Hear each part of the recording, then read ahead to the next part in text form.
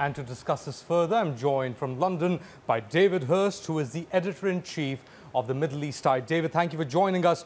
And we've seen a lot of commentators, especially in Egypt, in the UAE, calling for another coup in Turkey. Are these attempts still underway by groups in the UAE and Egypt to have another coup in Turkey?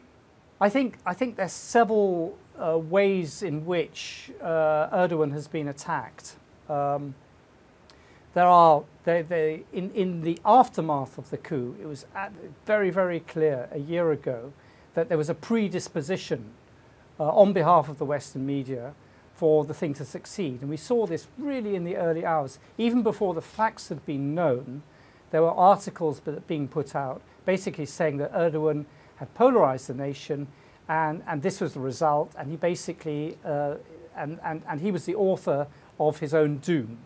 That was a very consistent line, even before the facts had come out. Then there was this whole period, if you remember, about 12 hours, 13 hours, when it was put out by exactly the same media that are attacking Qatar now. I'm talking about Al Arabiya, which is Saudi-owned, or Sky News Arabi, which is part owned by Murdoch, but also controlled by the Emirates, who basically said it's over, it's finished, Erdogan's fled, he's gone to Germany, or he's been captured. And then they quickly had to row back afterwards. So there was this predisposition. That's one side of the media reaction.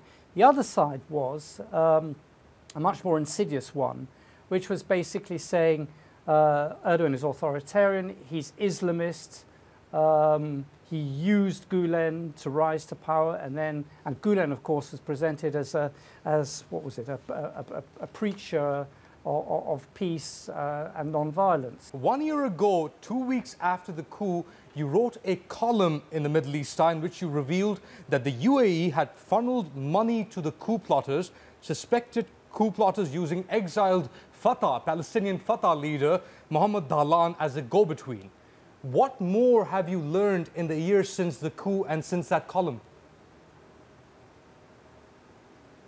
Well, that this was a fairly extensively pre-planned operation, that Dahlan was used for the money side of it, and also for coordination.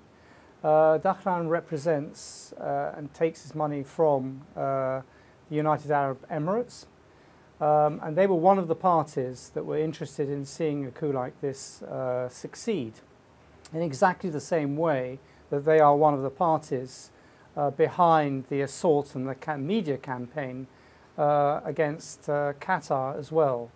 So 1 year on, with what's going on against Qatar and also what nearly happened against Turkey, it all appears to sort of fit into place. Thank you so much. A pleasure. David Hearst joining us from London.